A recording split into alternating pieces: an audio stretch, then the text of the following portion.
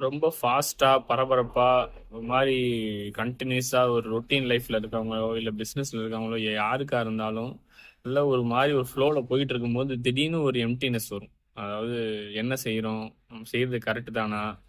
என்ன பண்ணிட்டு இருக்கோம்? நம்ம ஃப்ளோ கரெக்ட்டா தான் போயிட்டு இருக்கா? இல்ல நம்ம சேல்ஸ் நல்லா தான் இருக்கா? குரோத் போகுதா? ஃபினான்ஸ்ல கரெக்ட்டா தான் ஹேண்டில் பண்ணிட்டு இருக்கோமா? நம்ம ஏதாவது தப்பு பண்றோமோ? என்னவோ அப்படின்னு ஒரு கன்ஃப்யூஷன் கன்னா பின்னான்னு ஒரு மல்டிபிள் தாட்ஸ் வந்து மைண்ட ஆக்குபை பண்ணிக்கிட்டே இருக்கும்.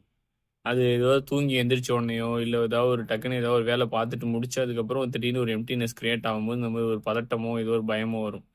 அப்ப அந்த மாரி டைம்ல ரொம்ப போட்டு நம்ம மேல ப்ளேம் பண்ணிக்கிறதோ, இல்ல நம்ம கரெக்ட்டா தான் பண்றோமான்னு ஒரு பதட்டப்படுறதோ, அது வந்து ரொம்ப ஒரு மாரி ஒரு கன்ஃப்யூஸ் ஸ்டேஜ்க்கு கொண்டு போயிடும். அந்த டைம்ல ரொம்ப ரிலாக்ஸா முடிஞ்ச அளவுக்கு உங்க மனச ரிலாக்ஸ் பண்றதுக்கான என்ன வழியோ அத மட்டும் பாருங்க. ரொம்ப ஆராய்ச்சியா பண்ணிட்டு, ரொம்ப யோசிச்சுட்டு, அத நம்ம அப்படியே ரொம்ப அத நம்ம அதுக்கு ஏதோ ரிசல்ட் தேடுறதா நெனச்சு நம்ம ஏதோ பண்ண போயி, அது நம்மள ரொம்ப கன்ஃப்யூஸ் ஸ்டேஜ்க்கு தான் கொண்டு போயிடும்.